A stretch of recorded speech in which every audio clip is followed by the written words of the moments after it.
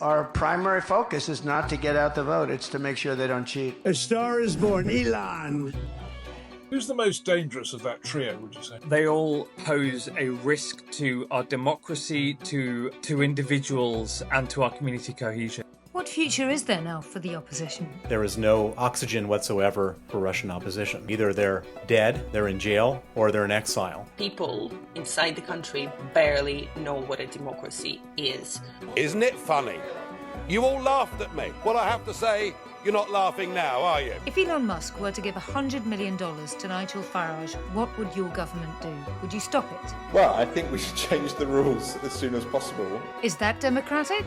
What is your take on Chinese threats to Western democracy? China today is as big a threat as Russia, probably bigger, because it's more robust now. You're basically saying that your father's case suggests that the democratic experiment in Hong Kong is already over. Anybody saying that it's one country, two system, it's a farce. Will the Fourth Estate survive? This feels like the darkest moment of my entire professional career. That is not democracy.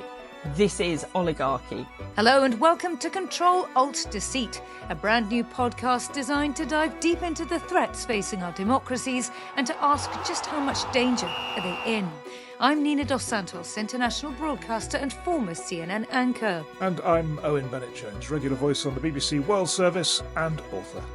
With Western democracies coming under increasing threat, both from abroad and also from within, it's time to get a balanced view on who exactly is trying to control the narrative, which alternative facts are they using to do that, and where will such deception end? Throughout this 8-part series, we've spoken to more than a dozen of the big names fighting for basic freedoms, in the US, in the UK, and also in Russia and China. They include Bill Browder, the US-born financier exiled from Russia and now Putin's #1 enemy. We've also heard from Ksenia Maximova, a supermodel from Moscow turned activist now based in London. Sebastian Lai, son of the jailed publisher and retail magnate Jimmy Lai, who explains why Hong Kong is doomed and his father should be released. And journalists Carol Cadwallader and John Sweeney, who have taken on big tech and tyrants alike, share their thoughts on what the future holds for the information ecosphere. Highlights of all of that to come, but first. We won, and we are going to make America great again. Hello and welcome to the show. Well, it's official. Donald Trump will be the next president of the United States after he clinched victory in the most consequential election on this, one of the most consequential of years for democracy as a whole. And as such, on this episode, we're examining the implications of Trump's return to the White House from both sides of the Atlantic. Yes, I'm in Washington, where the news is sinking in about the victory of Donald Trump and people asking questions about what it means for democracy in America, in the West, and particularly in Ukraine. Well, Trump has now secured almost all of the major levers of American democracy. The Conservatives have the Supreme Court as per his last term in office. He now has not only the popular vote, but he's clinched the Senate, and it looks like he may well get the House as well. That is one heck of a presidential mandate, Owen, to, make America great again. Yeah, and there are lots of people who are now lining up to try and get him to do what they want, and particularly the Heritage Foundation. It's been around for 50 years. It's the most powerful conservative think tank here in Washington. I was there yesterday talking to one of their senior lawyers who was talking me through Project 2025. This is the monster 800, 900-page document which outlines exactly what they want him to do. And what does it say? Well, the head of the Heritage Foundation is Kevin Roberts, so let's just hear from him first. And amusingly, this was at Davos, which is, as far as he's concerned, the global HQ of the deep state. What we've done with Project 2025 is prepare the next president to go into office, and as soon as the oath of office and inaugural address are done, to start dismantling the administrative state. Well, Project 2025 isn't for the faint-hearted, not least because, as you point out, Owen, it is a very voluminous document as a blueprint for future government. What are its main objectives? Well, it wants to take aim at the rights and freedoms that many of us have considered sacrosanct for years, such as, for instance, politicising the civil service. It wants to clip the wings of the Department of Justice, muzzle a free press, deport a huge amount of people, and, as you'd imagine from a conservative think tank, restore the family to the centre of American life. Now, these views have been around for a long time. The think tank has been around for a long time itself. But what's different this time is that a new entrant on the scene, big tech, has arrived, and some of the leaders of that sector also have very similar views, and they've lined up to help Donald Trump clinch this electoral victory.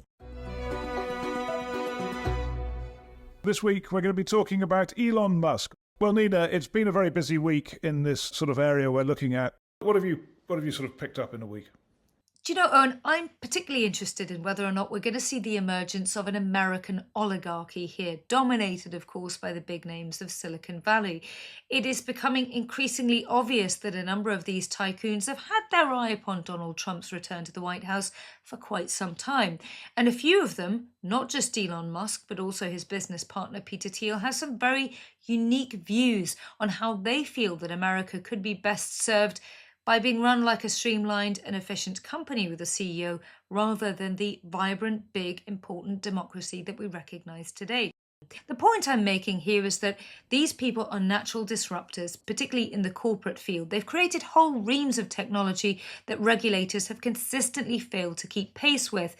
But it's a whole different ballgame if they have the keys to the White House as well. I mean, there is another interesting thing about Musk at the moment, I think, which is that he's almost running his own foreign policy. I mean, he's so powerful because of these companies he has, and particularly Starlink, which has got military applications. So in Ukraine, when they wanted to make an attack on a Russian naval facility, and Musk got wind of it, he said no. Also, Starlink has been denied to Taiwan, with American troops even unable to use it because a request apparently came in from Putin, Xi via Putin, saying, please can you not allow Starlink to be used in that way? So you've got not just X and all the power that comes with that, but also a man who's basically, because of his corporate success, able to run a foreign policy with more leverage than many countries. Yep, foreign policy freewheeling is one issue, domestic conflicts of interest another. And by the way, Peter Thiel back in 2009 appeared to suggest that democracy in America took a wrong turn in 1920 when it decided to give women the right to vote. Well, make of that what you will. We're about to speak to one feisty woman who has first-hand experience of taking on the tech tycoons of Silicon Valley. Her name is Carol Cadwallader, and she is the Observer journalist who several years ago revealed that Cambridge Analytica, a consultancy company, had scraped the data of 87 million Facebook users without their consent for political purposes. Carol, what's behind this budding bromance between Donald Trump and big tech? Where do you think it's going to lead? Underpinning everything really that we're seeing politically around the world are these really deep-rooted structural technological issues around how we communicate. The last 8 years have been this battle in terms of it was made visible, oh, okay, this is now where power is resting, and this is how it is unaccountable. We need to take steps and rein in this power. And ultimately, we failed to do so. These are American companies which operate across the world, but they're based in America. And now our chance of influencing any kind of legislation, policy, anything at all around that in America is now not possible. And I think we see the owners of those platforms leaning in a particular direction for a whole number of reasons, but not the least of which is they can see which way the wind is blowing. Someone who knows what it's like to be sued by the world's richest man is Imran Ahmed. Now, he runs the Centre for Countering Digital Hate, which does pretty much what it says. It monitors hate speech online. Well, a while ago, they published some research showing that there'd been a significant rise in hate speech on X since Elon Musk acquired that platform. His response was to launch a legal barrage against them, and they may well find themselves caught in the crosshairs of an incoming Trump administration. Who's the most dangerous of that trio, would you say? They all pose a risk to our democracy, to individuals, and to our community cohesion. And I'll tell you why. Facebook is the £800 gorilla in the disinformation market. It's where you seed disinformation over a long period of time, the drip of disinformation that recolors the lens through which people see the world. So he is changing the perceived realities of billions of people. Now, what makes Mr. Musk different is that he has political intent, and it's very clearly stated, but he is utterly protected by US law. In the current moment, the threats facing Western democracies are about much more than boots on the ground or bombs in the air. Instead, it is hybrid warfare that presents one of the most difficult issues for the West to deal with. And as such, in this episode, we're looking at countries that have turned their back on a transition towards democracy with some important consequences for the international rules-based order. And Owen, arguably, there's no better place to start with regards to this topic than Russia. And as you say, Nina, we're talking about Russia this week, and it's been a busy week. The hybrid warfare that we hear so much about is very much ongoing. There have been lots of examples of it this week, this month. So the sort of things that are happening at the moment, a Russian spy ship escorted from the Irish Sea. Why? Maybe because they've got these data centers there that everyone's talking about, these huge depositories of all the information online. And earlier in the month, another incident in the Baltic Sea where a Chinese ship leaving a Russian port is accused of having cut a couple of cables there, disrupting internet services in Scandinavia and the Baltic states. All this sort of low-level stuff that never quite gets responded to because it's never quite big enough, but nonetheless a clear state of intention by the Russians. Yeah, I think that's true to an extent, though, because I'd still argue that there is a human impact to this type of hybrid warfare, and we know that here in the UK because people have been poisoned. Now, Russia obviously does this to test countries' limits. It's also been testing their borders, especially the EU, and weaponising the subject of migration on the streets and online. We had evidence of this when Belarus, which obviously is very close to Russia, took in large numbers of Iraqi migrants and then just opened up the border with Lithuania, allowing them into EU territory. And online, obviously, the topic of immigration has become the hot political potato of our generation. Bots linked to the Kremlin for at least a decade have been fanning the flames of that debate. And what that's helped to do is to move the political dial in Europe further and further and further towards the right. And what doesn't help in the backdrop of all of this, Owen, of course, is the fact that NATO hasn't really figured out how to respond to hybrid threats. I've been reading all the think tank stuff on this, and there's quite a lot out there on hybrid war. How should we respond? What should the West do? And it's pretty lame. I mean, you've got these academics writing these papers saying we've got to have better information sharing, that countries should respond in the same way and be unified and all that sort of thing, and it all makes perfectly good sense. But it does seem like it's just not going to be enough to deter. Well, it wasn't always so. You and I remember the days, or maybe many moons ago, Owen, when Vladimir Putin was the person who everybody expected to transform Russia into this capitalist democracy. The idea that if the money flowed, don't worry, the values will follow thereafter. Obviously, that didn't happen. It sort of just makes me think a bit about what's happened over the years since Putin came to power. We shouldn't forget that when he came into power, he was quite open to the West. It was back in those heady days that I first came across this man, Bill Browder, who at the time was the largest foreign investor in Russia. Well, that was until somebody seized his company, he was kicked out of the country, his lawyer, Sergei Magnitsky, was arrested and then subsequently murdered in jail. And it has been in Sergei's name that Bill has spent the last 20 years campaigning for human rights worldwide. I asked him whether, with the benefit of hindsight, he had any suspicions at the time that Russia wasn't fully committed to the cause. I think that every country has the possibility of having a democracy. I don't think that there's some kind of ingrained genetic predisposition towards autocracy in Russia. I think that that's an easy excuse for all of these authoritarians in Russia and elsewhere. What happened in Russia was that after the Soviet Union fell apart, there was all this sort of scramble to make Russia into a sort of capitalist, democratic, free speech type of society. But it's like building a house, and they didn't put in the plumbing and electricity. And the plumbing and electricity was the rule of law, institutions, property rights, checks and balances, all the things that sort of exist in normal countries.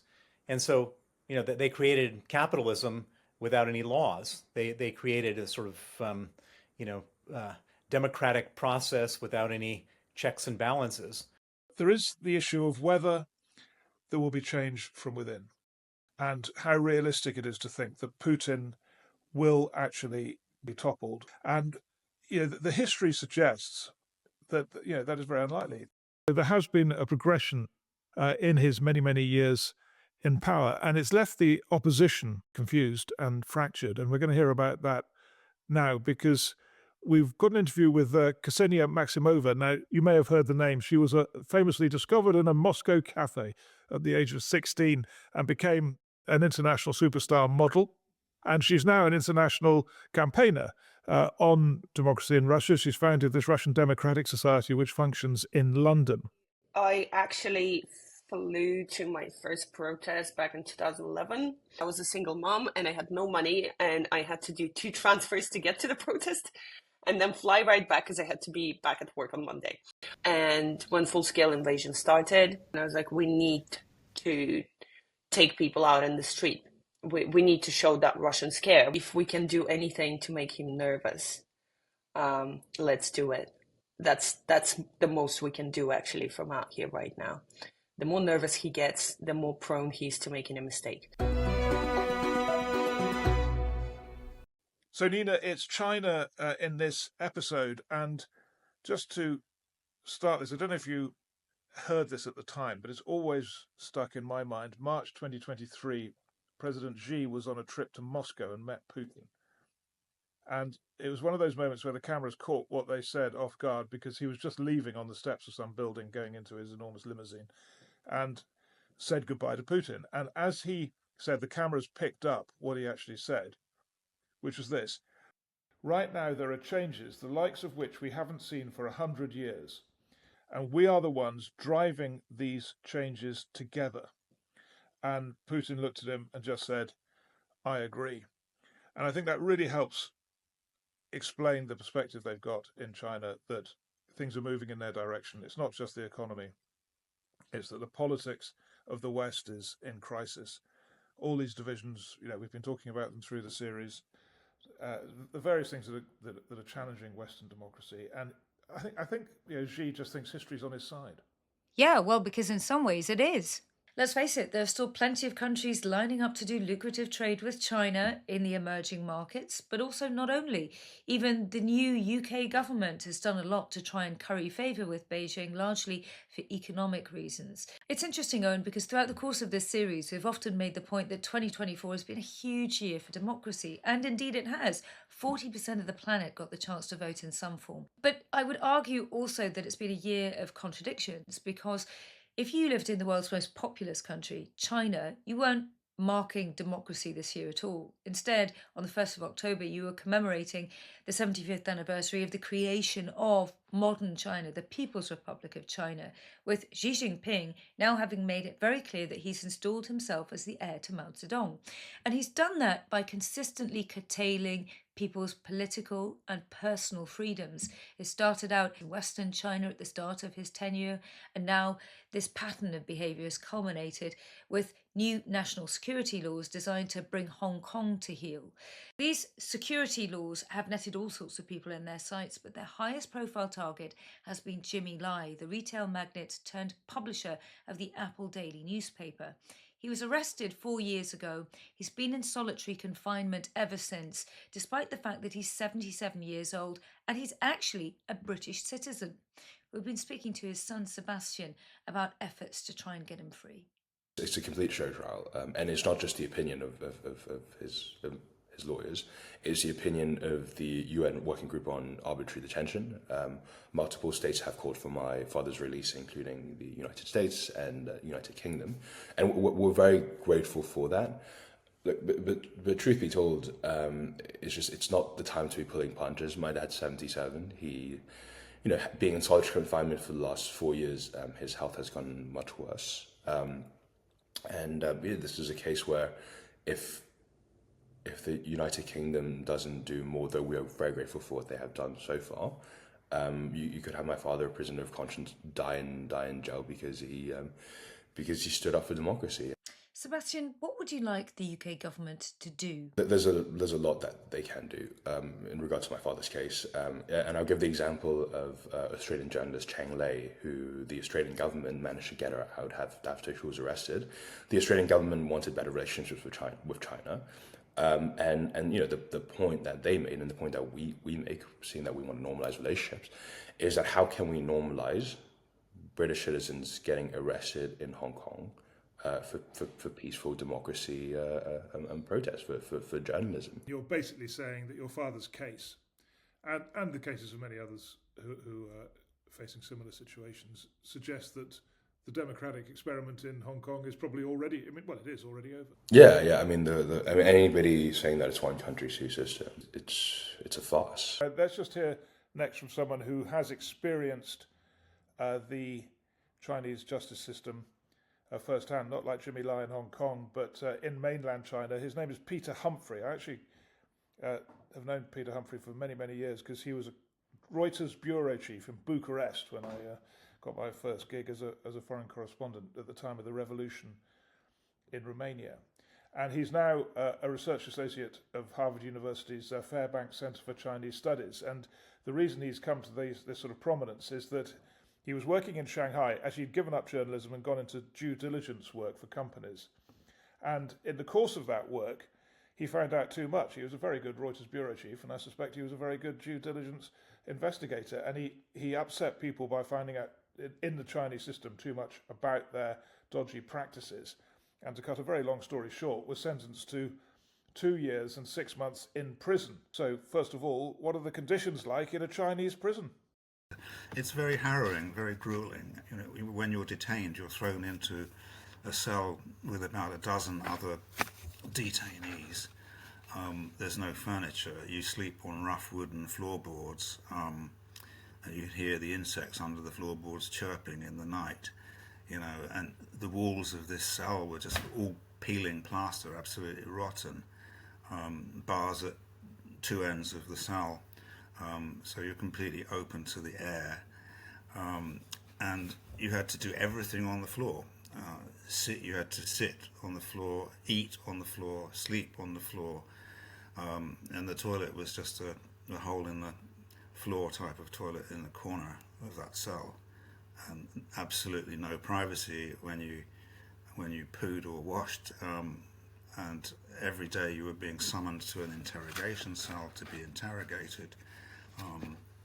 And there's no hot water. It was terrible. I mean, it's intended to crush the human spirit, so that people will make false confessions. They will cave in and confess to crimes they haven't committed. I don't think anyone should have any doubt in China that they will be found guilty if they're arrested. From day one, they're already deemed guilty, and the whole process of detention and interrogation and a trial is a complete sham, and nobody expects any other outcome than a guilty verdict.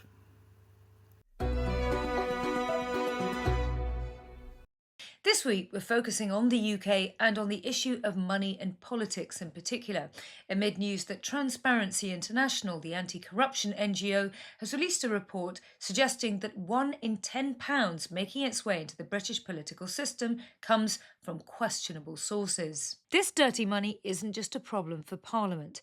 Over the last 2 decades, it's also pushed property prices up sharply, hollowing out entire communities across London and the South East, as residents there can no longer afford to compete with kleptocrats seeking large houses in which to hide their ill-gotten gains. One of the reasons that this phenomenon is so pronounced in the UK is thanks to the role of the Crown dependencies that appear to open a back door to all kinds of cash. We've been speaking to all sorts of experts on the topic, including members of Parliament and peers from both sides of the aisle. London is a pretty attractive venue if you have lots of money, large comfortable houses, an enviable lifestyle. You can make grand announcements about how you're cracking down on these things, whatever party you are, whatever government you are, unless you're actually going to make sure that the authorities, whether it's a national crime agency or the serious fraud office or whoever it is, has got the resources, it's just fine words. There is generally good cross-party consensus on this topic, although I have to say one of the reasons I ran for Parliament was because of the appalling situation with COVID contracts and PPE and all the lobbying scandals and so on and so forth. So we need to look at ourselves and clean up our own politics. I think there is cross-party agreement on the overseas territory and crown dependency issue, and the question really comes down to an almost constitutional question about whether we should be imposing on these territories and crown dependencies the position of the British Parliament. The position of the British Parliament is that they should have public registers of who owns and controls companies. Such wealth tourism has also affected the courts in this country and given rise to something colloquially known as lawfare. This is a process by which rich and prominent individuals launch spurious legal cases against anyone seeking to probe their affairs, be it a journalist or otherwise a corporate investigator. I think we have to focus in on the fact that the UK, and England in particular, is the sort of world capital city of lawfare. We have a very pro-plaintiff litigation legal system, civil legal system in Britain, which means that this is the place of choice for bad actors, particularly foreign bad actors, to sue journalists and investigators and others, and we certainly feel that. I've been a journalist since I was 18. I was an intern at The Economist, and this feels like the darkest and bleakest moment of my entire professional career in terms of being able to do the stories I want to do, to be able to tell them with resources and to be able to tell them without fear of being sued to high heaven. I write books, I've got my BBC pension, so I'm okay. And the book I wrote about Putin, that was a bestseller. And at the moment, and I think this is a sweet irony, Nina, Vladimir Putin is subsidizing my journalism. He's a generous man, but it shouldn't be like this. The rise of the internet has collapsed the economic base of the old media.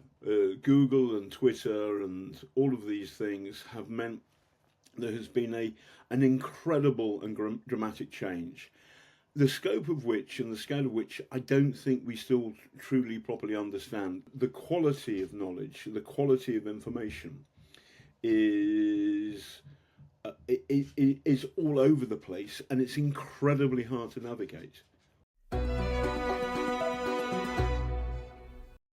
So, Owen, we've been doing this series for about 2 months. Let's see whether any of us have learnt anything. It's time for, drumroll please, our Ctrl Alt Deceit quiz. And I'm going to kick things off with this first question.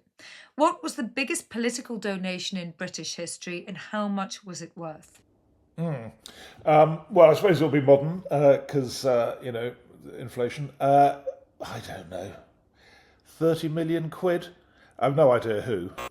You're off by a bit, but it was actually £10 million given posthumously by the late Lord Sainsbury in 2023. It would take your average Briton 4,000 years of hard work to have enough cash to try and make that type of contribution to their political system. So here's my question. How many members of staff, of Prince Charles's staff, did it take to count the £2.6 million he was given in cash by Sheikh Hamad bin Jassim bin Jabir Al Thani? That's a good one. I don't know, 20? I mean, how many people do you need to count that much cash?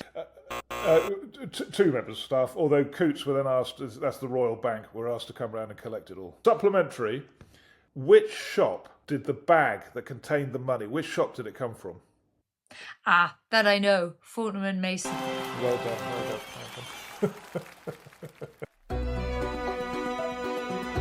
And that brings to a close our first ever series of Ctrl Alt Deceit. We really hope that you've enjoyed listening to the programme as much as we have enjoyed making it. And we're not giving up yet, because we'll be back in 2025 looking ahead to the next big election on the cards, which is taking place in Germany. In the meantime, if you want to stay up to date with our future plans, here's snippets of the interviews contained in this 8-part series, or just read up about democracy. You can find us on X and also on Blue Sky. Our X handle is @CTRL_danger. Thanks for listening, and from both of us here, goodbye.